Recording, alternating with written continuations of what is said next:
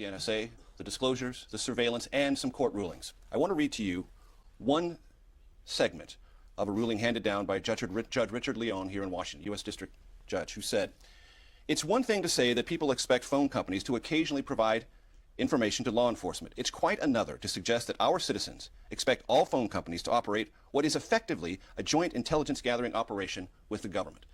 What do you respond to that? Well, first of all, I would respond that Judge Leon was looking at the acquisition of the data and not how the data was used. And so this is not a broad fishing expedition. Granted, millions, billions of phone records a day are acquired by the National Security Agency. But what follows, Major, is really important. What happens to that data? How often is that data touched? And the truth is, it's touched 200 to 300 times per year, and only based upon a reasonable, articulable suspicion that number is affiliated with terrorism. But Judge Leon also talks about, as you said, the acquisition of this data. And he said, underlying Supreme Court precedent, which dates back to a case from 1979, right, in no way imagined this world that we're currently living in. Let me read again.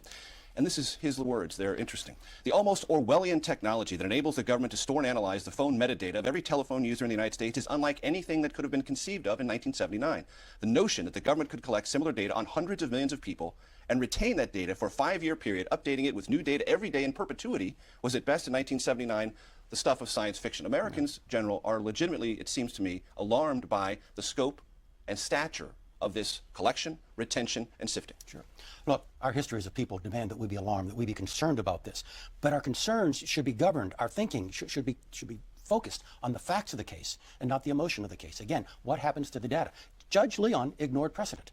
He ignored Smith versus Maryland, the case that you cited. He ignored that 15 FISA judges on over 30 occasions have upheld the lawfulness of this. And then Judge Pauley in the Southern District of New York, within a week, issued another warning, another decision saying that this was inherently constitutional. And Judge Pauley relied on precedent. Judge Leon relied on exclamation points throughout his judgment, not precedent. He also said this is likely unconstitutional and this collection violates the Fourth Amendment. You disagree? I do. Well, I'm not a lawyer. I'm not a judge. I do know there is one controlling Supreme Court case, Smith versus Maryland, in which the court has said, in a 5-3 decision, that there is no reasonable expectation of privacy over this kind of data. Once you hand your data over to a third party. Right. Now, it's also been disclosed through Edward Snowden's leaks that the NSA tapped fiber optic cables abroad to siphon data, circumvented or cracked encryption codes, and covertly inserted weaknesses into coding mechanisms. Now, you're telling me all of that is done in accordance with the Constitution and raises no Fourth Amendment concerns? As long as it's done overseas against people not protected by the Fourth Amendment to the Constitution, Major, the Constitution doesn't enter into the conversation. What are your thoughts currently on Edward Snowden? Have they evolved in any way? No, not at all. What do you think he is? Well, I used to say he was a defector, and there's a history of defection. Actually, there's a history of defection to Moscow, and that he seems to be part of that stream. I'm now kind of drifting in the direction of perhaps more harsh language. Such as? Traitor. Based on what? Well, in the past 2 weeks, in open letters to the German and the Brazilian government, he has offered to reveal more American secrets to those governments in return for something, and in return was for asylum. I think there's an English word that describes selling American secrets to another government, and I do think it's treason. General Hayden's remarks weren't specific to Benowitz, Valdez, or the ranch lands of northern New Mexico, but when placed alongside what we know now, the atmosphere of surveillance becomes harder to dismiss. The reason why the region of Dulce was so important to Paul and why he sought out Gabe was due to the fact that he had been informed by Myrna Hansen and implicitly shown by the Air Force that there were secret, deep underground military base entrances on Mount Archuleta. Allegedly, this was where these crafts were being stored, yet Paul wasn't just being told that. This is actually where the disinformation campaign started. Furthermore, this would be where the entire Dulce alien base facet of the story had primarily originated from. Regardless of the inclusion of aliens, Paul had to have been directly shown the entrance, as he had sketched out an impressively detailed map of the entire Dulce area and showed it to Gabe and others like Edwin Gomez. The map depicted a litany of things such as a crashed atomic ship location, scattered towers and pylons, as well as labels for the separate locations of the secret aircraft and vehicle entrances to the base.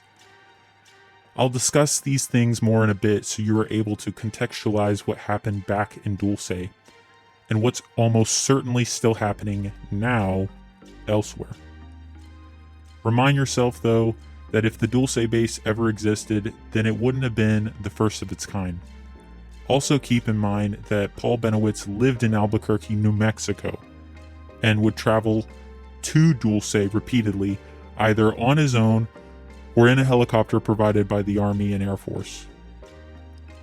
If nothing was in the area, which no base ever was officially listed by the US military near Dulce, particularly since the Dulce base would have been shadily constructed on tribal land or right next to it, then why would the Air Force want to take Paul back there so often that he would be able to memorize it and draw an entire bird's eye view of the area back in the 1970s and 80s when he never lived there?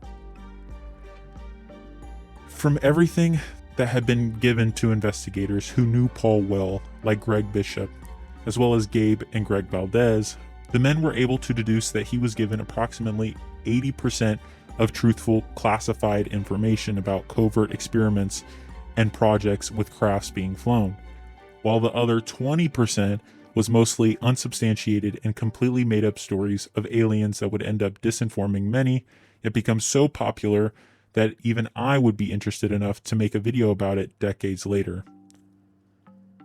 Alright, I think it's time to take the next step in our story here. So let's finally talk about Robert Bigelow's aerospace company and how certain federal agencies likely used Bigelow's financial success to form a privatized supernatural research agency, under the table, of course, and is now remembered as the National Institute of Discovery Sciences. Allegedly, and according to people like Greg Valdez, by publicly funding this organization, entities like the NSA, CIA, and NASA would allow Robert Bigelow to box out a modular product for his company in the market that was required for the maintenance and construction of the International Space Station by NASA and any other potential manned space stations in the future. To continue, this privatized agency had a science advisory board that was honestly comparable to the Justice League. And I know that might sound bizarre to suggest in its own right, especially since I'm comparing what's ultimately regular people with a supernatural superhero group.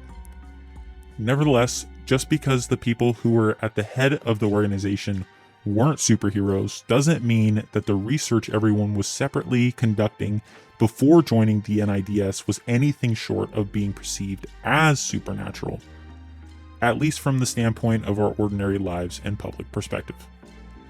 Generally speaking, this intelligence gathering organization's purpose was to explore, thoroughly investigate, and record as many cases of supernatural incidents around the world, covering a large umbrella of topics under the supernatural sphere, such as the cattle mutilations discussed previously, UFO sightings, extraterrestrial abduction reports, and other phenomena like orb sightings and interactions.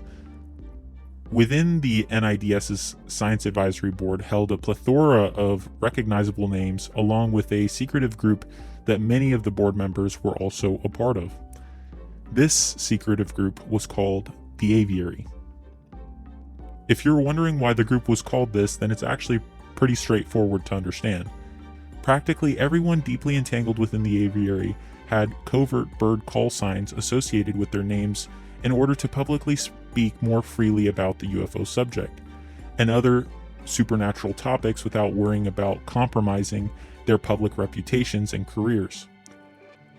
Originally, I knew I stated that this group was supposed to be the Supernatural Justice League for all this strange kind of research, and it really was supposed to be this, at least from the outside looking in. The group's other purpose is the real reason why we are discussing this aviary filled with cawing and chirping birds.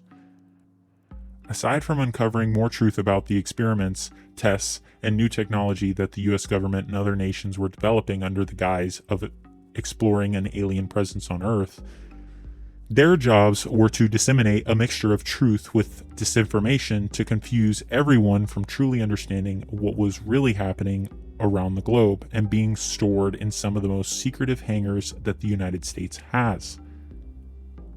Much of what was gathered during the NIDS's time being active hasn't even been released to the general public. And it's as if the organization had used countless people to absorb as much information as possible, and not really share any of it afterwards unless the circumstances deemed it to be necessary. If you'll recall, I had discussed briefly on how Gabe Valdez had worked for the NIDS as a private citizen during the 90s. It should be maintained that much of what was gathered from the cattle mutilations by the NIDS wouldn't have been accomplished as easily if it weren't for Gabe's assistance and prior in-depth knowledge of the subject. Nevertheless, according to his son, it was like the NIDS had used him for his investigative tactics, law enforcement training, and specialized knowledge on the subject. The organization never really gave him anything in return to help him better understand why everything was happening. Valdez had to basically go to as many of the NIDS mutilation calls as he could just to be kept in the know of what was going on within the state that he originally began investigating this whole phenomenon in.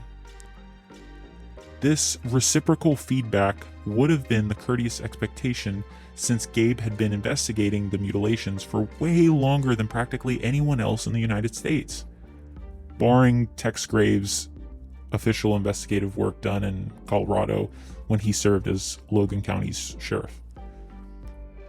So, in short, even people who were neck deep in some of this bizarre research within the NIDS had been left out of the truth and what was really being planned within the confines of the aviary.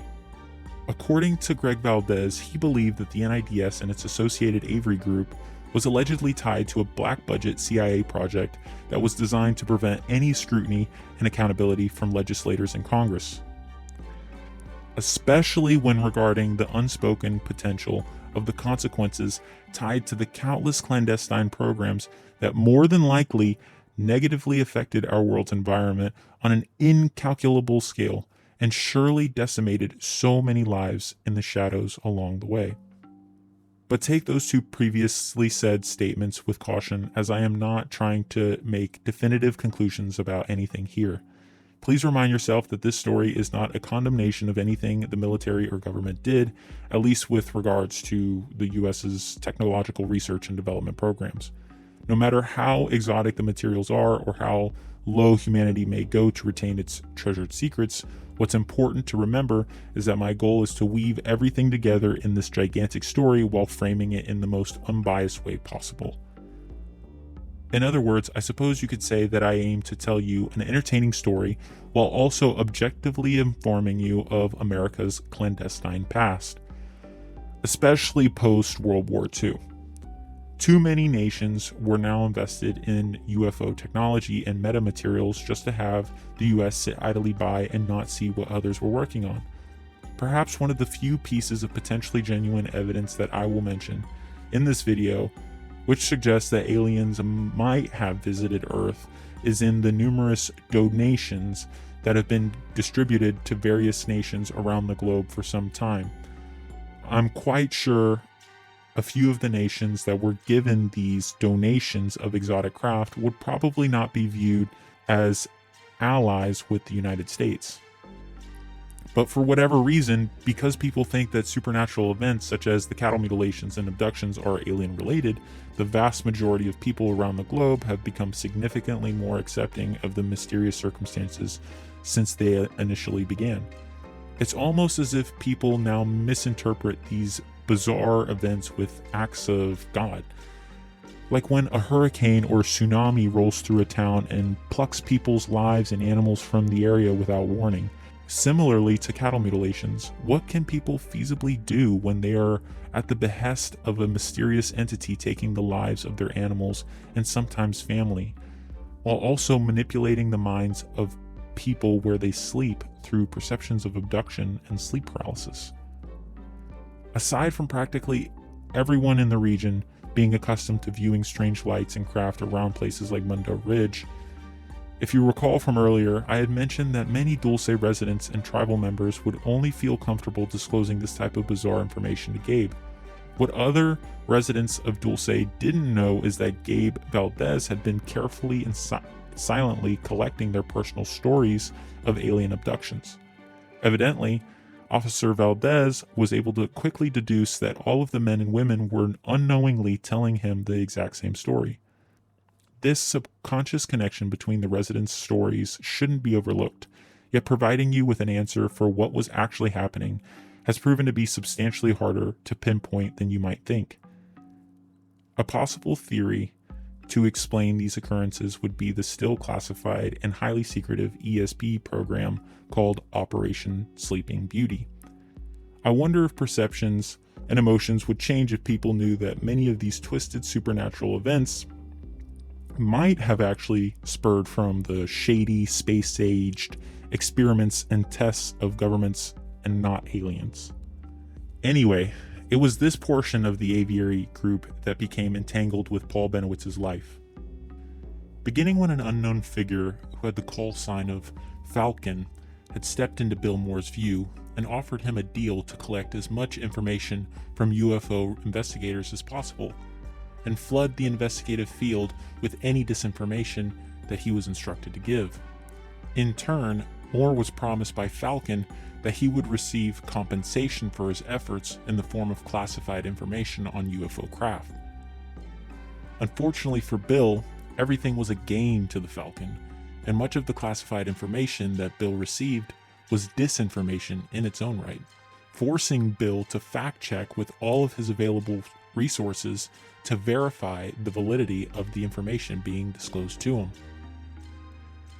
To understand how sad Bill's part in all of this was, you'll have to first know that William Leonard Moore had developed quite the prominent reputation in the UFO research community when he initially published his book on the Roswell, New Mexico incident in 1980. After its release, many UFO investigators would rely heavily on Moore's information to either substantiate their own theories on the matter or potentially abandon them altogether. You could say that he was one of the first reporters on scene concerning the UFO phenomenon, so naturally many people would want to ask him questions about what they personally missed. When Moore became entangled with Falcon and others associated with the Aviary group, the positive image that he had built and generated through his work in Roswell would start to slowly wither away. It's not as though many of the UFO investigators that Bill interacted with wouldn't have been able to verify Bill's claims for themselves, so people progressively began to lose trust in Bill as the decades drew on and more information started to come out, permanently tarnishing the legacy that could have made Bill Moore into a historic, trailblazing figure within the UFO community. I suppose more so than he already was. One of the most prominent figures that Bill affected with his disinformation campaign was Paul Benowitz, and it was designed to be that way from the start by this mysterious figure codenamed Falcon. By the way, no one knows to this day who this Falcon person is, although there's plenty of evidence to suggest that he was at least alive and real throughout the latter half of the 20th century. Perhaps he's still around in the shadows today, but is now just too old to feasibly do any of these clandestine things himself. According to Greg Valdez, someone else who was pivotal to the disinformation game within the Aviary was Richard Doty, who had the call sign of Sparrow. I'm sure you could guess that he was yet another person aside from Bill Moore who was tasked with providing disinformation about aliens to Paul Benowitz. Apparently a lot too, since it drove the man insane after all. Even so, perhaps Agent Doty was a bit of a rogue operative. Or maybe he liked Benowitz because he pitied what was psychologically done to him. I only state this because he had given Paul a lot more real information than false, which then caused Paul to unshakably have the desire to track down and observe these crafts for himself further. Regardless, thanks to the work of Greg Valdez, we were able to gather enough information concerning the majority of the people who were involved in the Aviary. So here is a comprehensive list of the men associated with the secretive group. I'm sure you'll notice that many of them have histories in intelligence, military, or ufology research prior to it becoming mainstream. The code name Blue Jay was given to Dr. Christopher Kit Green, who was active in the fields of neuroscience and national security, while the code name Seagull was given to the optical physicist Bruce Maccabee, who was also employed with the U.S. Navy. The code name Pelican was given to DIA associate and aircraft designer Ron Podolfi. Chickadee was given to the Naval Intelligence Commander C.B. Scott Jones. And the code name of Condor was given to U.S. Air Force Intelligence Captain Bob Collins, who was also believed to have worked for the Foreign Technology Division. Just so you are aware, because I wasn't before this, the FTD agency or department is thought to be partially responsible for the oversight of all the meta materials acquired from crashed UFO retrievals. To continue on with this list, the code name of Owl was distributed to the legend himself, Hal Puthoff, a man tied to the worlds of the intelligence community, laser physics, and remote viewing, just to name a few. Perhaps you'll see some of his work be mentioned later in this video, but I'd like to point out that I'll eventually make a comprehensive video on his work at some point in the future. I spent a few years following his research on remote viewing, but if you aren't aware on what this is and you would like a visual representation, then watch the first episode of the show Stranger Things to see how it was utilized against the Soviets during the Cold War. To continue, the code name of Penguin was given to retired Army Colonel John B. Alexander, who was also extensively tied to remote viewing and telepathic research during the 80s and 90s.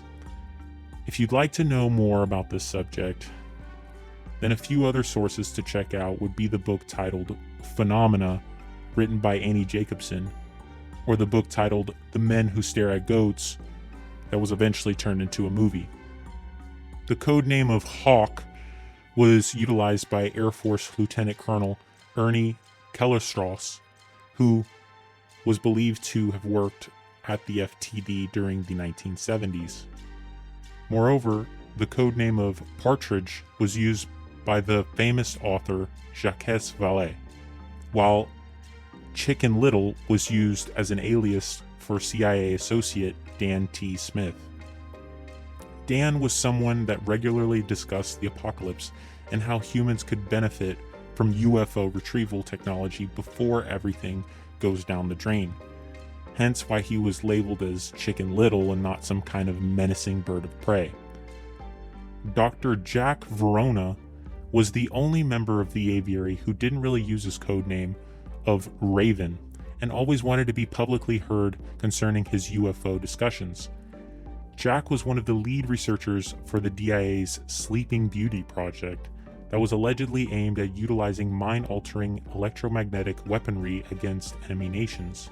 Even though Project Sleeping Beauty is still classified today, if you're curious to know more about similar mind-altering claims concerning these covert projects, then I encourage you to do some cursory research into Project HARP. That's located up in the Alaskan wilderness of the United States. That's HAARP. Other people that weren't necessarily involved with the Aviary but were deeply tied to the NIDS Science Advisory Board were Dr. Eric Davis and Dr. Colm Kelleher, two men that were also directly involved in extensive UFO research. Eric Davis, for instance, had quite the colorful past regarding his relations to the Pentagon, astrophysics, and what kind of UFO research he was actually conducting. Dr. Colm Kelleher, on the other hand, was deeply involved in the research studies conducted at Skinwalker Ranch when Robert Bigelow had ownership of it. Trust me when I tell you that a 5-minute search on any of these names I just listed would be well worth your time. Now that we've discussed this organization and many of the prominent people within it, I believe we can now finally move past the obstacle of Bigelow Aerospace, the NIDS, and its Aviary group without me feeling like you're being left out of the loop. Finding a place to fit it in this portion of the story in the script was surprisingly more difficult than I had originally anticipated. Nevertheless, if you'll recall from earlier, I had mentioned the Army being involved as Agent Doty had told investigators that the military branch was allegedly given a contract to conduct some standard operations with Delta Force in the surrounding area of Dulce, allegedly. Even though there was no official military base anywhere near the area of the mountain or mesa, it's all just tribal land and people who've been living there for generations and over a century in some cases. I bring up the Army's involvement as there is a portion of this story that involves some of their helicopters, which I found to be more fuel to the idea that a secret underground base really might have been at Mount Archuleta. It should be noted that investigators like Gabe thought the Army helicopters might have originally come from Fort Carson, since he knew that Kirtland didn't have any of these helicopters stationed at the Air Force Base. It should be noted that the largest inventory of chemical weapons for the U.S. military is or was stored in Pueblo, Colorado, close to Fort Carson, which stacks another conspiratorial chip on this growing mound of experimentation and covert projects being conducted on these cattle. This portion of the story involved Gabe, Edmund, and later on, Paul Benowitz. The event in question happened when Gabe and Edmund were reportedly on the mountain looking for more evidence of the things Paul claimed, when their attention was turned to a white news helicopter that had flown around the mountainside and had been seen booking it towards the Dulce airport. According to Greg Valdez, Gabe and Edmund had witnessed two CH-47 Chinook Army helicopters closely tail the first news helicopter, and ended up landing alongside it at the airport. Gabe had hauled his vehicle in a hurry to the airport with Edmund to see what was happening, since the airport usually never got this kind of attention, especially military attention. When they got to the three helicopters, the men had noticed Paul Benowitz shakingly get out of the white Bell Jet Ranger. Apparently, Paul was observed to be chain smoking cigarettes right outside of the chopper as if he had shell shock. But as it was stated by Greg Valdez, after seeing Gabe pull onto the tarmac and hop out of the vehicle, Paul had become slightly more relieved of the situation. Gabe, on the other hand, had seemed to become inversely agitated when he saw how petrified the news crew and Paul were by the presence of the Army helicopters. Even though Gabe had confronted the pilots of the two helicopters, he wasn't allowed to step in to investigate further as to why they were there, and Valdez was only able to see through the windows that they were stocked with fully kitted out armed soldiers. At the time, the pilots had claimed that they were experiencing mechanical difficulties, and that was the reason why they landed at the airport. Although they claimed this, the helicopters were in and out of the airport within 20 minutes, and it was reported by Greg Valdez that the Chinooks had seemingly flown back in the direction of Mount Archuleta. I will explain later where they probably went following this interaction at the airport. Allegedly, Paul had told Gabe that he had just gotten into the Dulce area with this film crew to try and get footage for a documentary, especially of Mount Archuleta, as he wanted to highlight to the news crew where he saw the alleged atomic airship had crashed. When seemingly out of nowhere, the news helicopter had run into the flight path of the two Chinook helicopters that were, according to Paul, escorting what appeared to be a UFO, for lack of better words, that was eerily flying out of place alongside of the helicopters. Unlike the claims Richard Doty made that the Army's presence in helicopters were all over the tribal land of the Southern Utes and Yakaria Apaches just to conduct routine maneuvers and procedures for Delta Force, it would make much more sense to take Paul's interaction into account and think about the possibility that the Army was really there in Dulce to cover for one of the government's most highly coveted aerial assets. If you're curious, the documentary was never produced. Perhaps that news crew did see something that day and were too terrified to ever speak about what happened. I'm sure you could take an educated guess as to why most people would be scared and forced into silence regarding any of this information. To continue, this helicopter incident would occur well after Paul had shown Gabe all of his extensive notes, aircraft detection device, photographic evidence of Dulce, as well as all of the extensive footage of the craft flying around the Manzano test range that he had.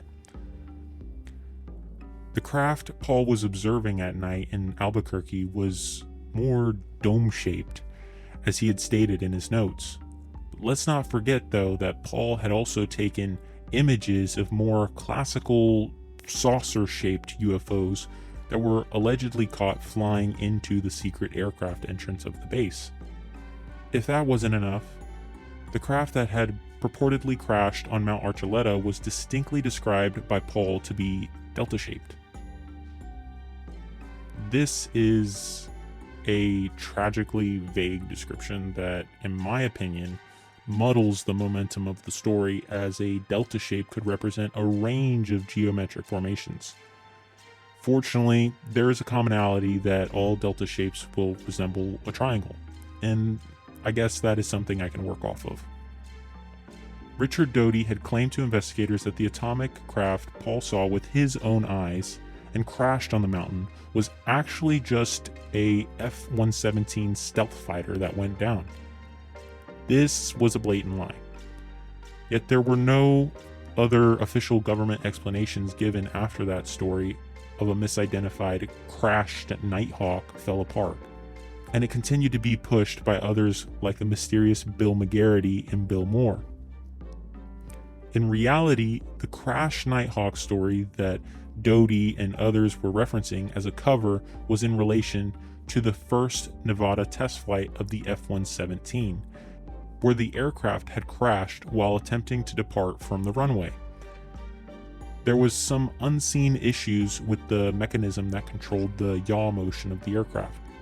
For those of you who are unaware, the yaw motion of an aircraft simply means to turn the nose left or right. This crashed stealth fighter story was orchestrated specifically to throw other investigators off, such as Gabe Valdez, Edmund Gomez, and Greg Bishop. More precisely, though, the fake story of the crashed stealth fighter was conjured for those who didn't believe in the validity of the alien stories being propagated by individuals like Paul Benowitz, Bill Moore, Phil Schneider, Dr. Charles Hall, Paul Villa, Billy Meyer, and John Lear, just to name a few. Interestingly enough, as a side note, the F-117's creation was a secretive project organized at Area 51 that dates all the way back to the 1950s. It wasn't until its public unveiling in the 80s that it would be decommissioned soon after, with the aircraft only seeing glimpses of publicly known operations during the Gulf War, otherwise known as Operation Desert Storm, that took place from August of 1990 to February of 1991. If you'd like to know more about the F-117 Nighthawk, then you can learn more about it in this book titled Skunk Works, authored by Ben R. Rich.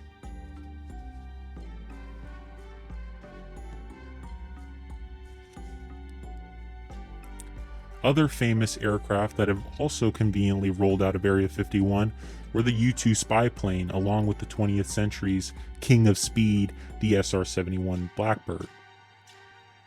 This supersonic strategic reconnaissance jet was yet another highly important aircraft in the story that was developed during Project Oxcart in 1962, after a fabled U-2 spy plane had been shot down in 1960 over Soviet airspace.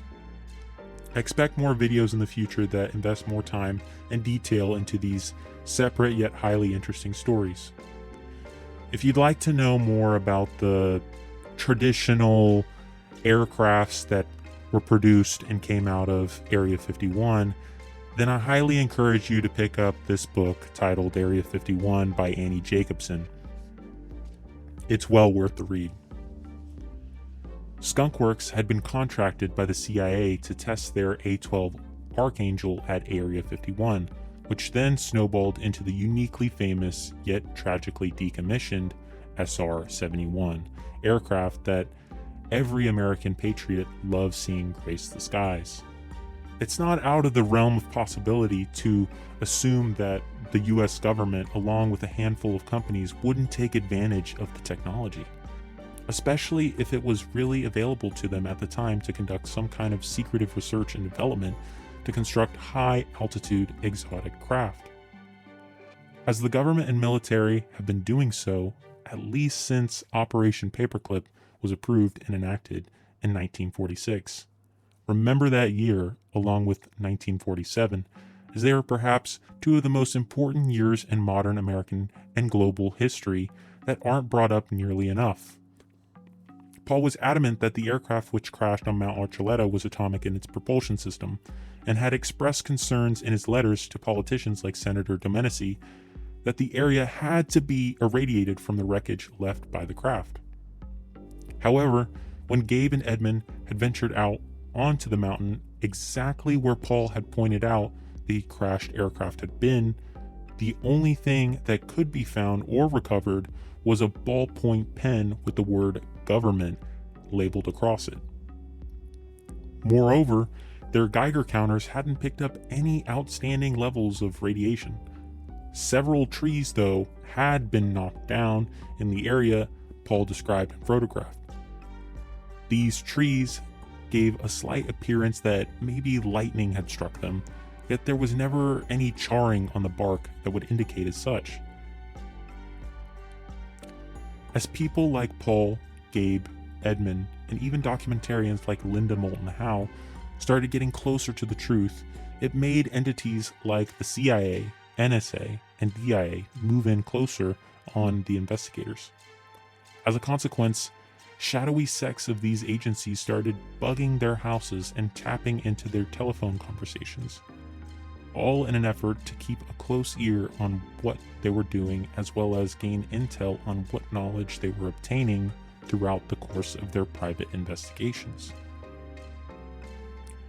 I had really started to understand the depths of how far these agencies would go when I read from Greg Valdez that his father got a call from Edmund informing him of a small device that was found within Edmund's home, which he didn't recognize. After collecting the device and bringing it back home, Gabe was told by his wife that she had also found one of the exact same looking devices in their kitchen not long before that phone call. Apparently, it had been mistaken for a broken piece of a children's toy that was subsequently placed in a drawer afterwards. It wasn't just one device installed in their homes though, since Gabe would later find numerous listening devices in various rooms around his house. According to Greg Valdez, his father was able to collect several devices that he promptly sent to Dr. Howard Burgess to analyze. Fortunately for Dr. Burgess and Officer Valdez, the men were able to figure out how to activate and operate the listening devices to confirm their suspicions about what they were. But what's important and potentially shocking about this situation revolves around the fact that the intelligence community felt so inclined to tap the residence of a New Mexico state police officer as if he were some suspected domestic terrorist plotting to harm the country. You'd think that someone in law enforcement would be safe from the wiretaps and extreme forms of surveillance techniques that were being implemented in the 1980s, especially since it was Gabe just doing his job and accepting these bizarre calls to mutilations. It was literally his unofficial yet official assignment that practically every rancher in the state had come to know about regarding his position with the New Mexico State Highway Patrol.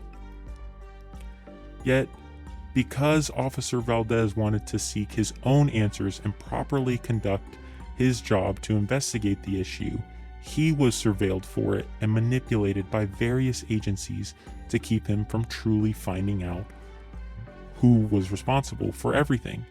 The lights, the craft, the mutilations, the cancer rates, the threats, and all of the lies told to the world about where people's money had actually gone.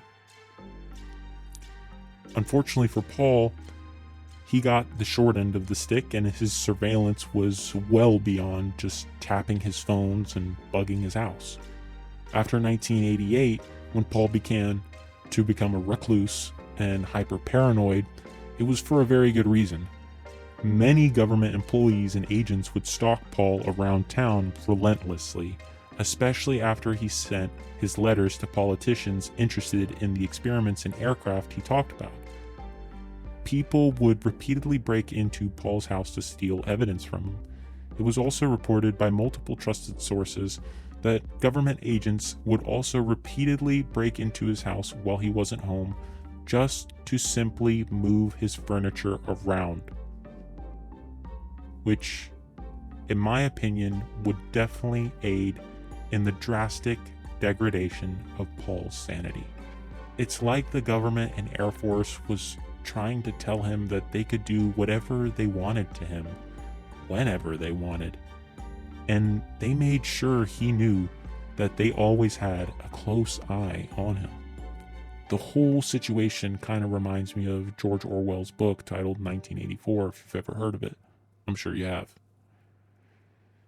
If you thought that was bad, though, Paul had begun claiming that aliens were coming through the walls of his house at night and were injecting him with some kind of chemicals, which, may I add, sounds eerily similar to many abduction stories I've heard. But I'm not suggesting whatsoever that Paul was abducted or even interacted with actual aliens. I think what really happened to Paul was a case of either drug or hypnotically induced psychosis.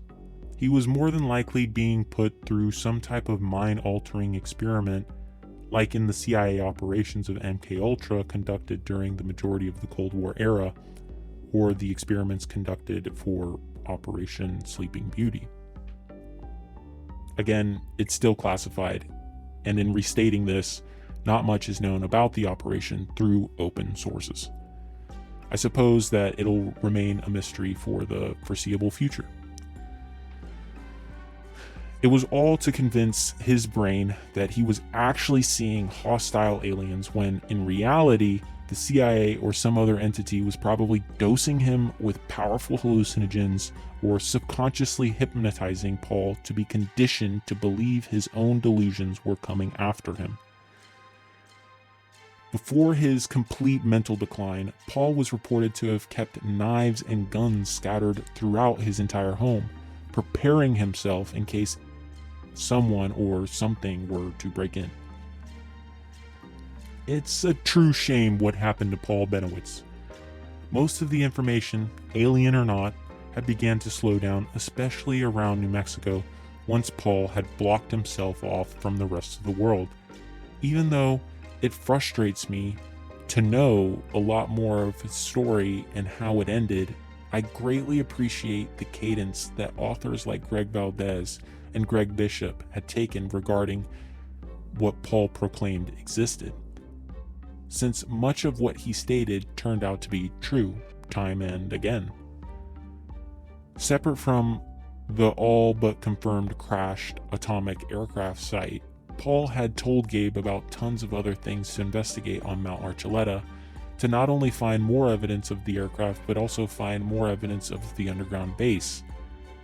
Paul had drawn a thorough map with detailed annotations on a piece of loose leaf paper, which included a range of things from scattered pylons to massive water pipelines to hidden paved roadways to unmarked trails to launch pads for these strange craft to bizarre marks imprinted on the ground to old water retention ponds, and even watchtowers that were all tied to aircraft and vehicle entrances of the alleged base on the north side of the mountain. Edmund Gomez and Gabe Valdez would explore the area together on several occasions, being escorted by either tribal fish and game officers or simply by tribal officers themselves. As I mentioned previously, Gabe got along well with these officers and had a trusted connection with them. The reason that Gabe, at least, was only able to explore the mountain on a few occasions is because the tribal officers believed that whatever was going on around the mountain and mesa was well beyond themselves and was probably better to stay away from for everyone's safety at the time.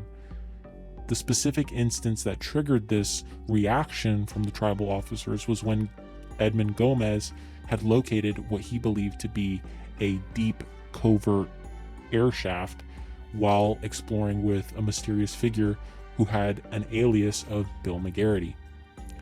This dark cavity of a hole found between some inconspicuous rocks was observed by Edmund to be ejecting some continuous gust of air. The men had tested this further when they dropped some sand over the suspected air shaft and watched as the sand repeatedly blew in the direction they believed the air was escaping from. I found this to be an interesting tone switch from the tribal police, especially when considering that they had previously been chasing after these strange aircraft with Gabe and Edmund on multiple occasions. This morning, questions after more unidentified objects are discovered over U.S. and Canadian airspace. According to a senior administration official, this latest object was in the shape of an octagon, unmanned, and traveling near sensitive sites at an altitude of 20,000 feet, posing a civilian flight risk. First detected Saturday as it flew over Montana, President Biden gave the order to shoot it down once it reappeared on radar out of an abundance of caution and at the recommendation of military leaders. We have been more closely scrutinizing our airspace at these altitudes, including enhancing our radar, which may at least partly explain the increase in objects that we've detected over the past week. This latest air defense operation coming just 24 hours after another object was spotted over Canada. U.S. and Canadian officials ordering it shot down.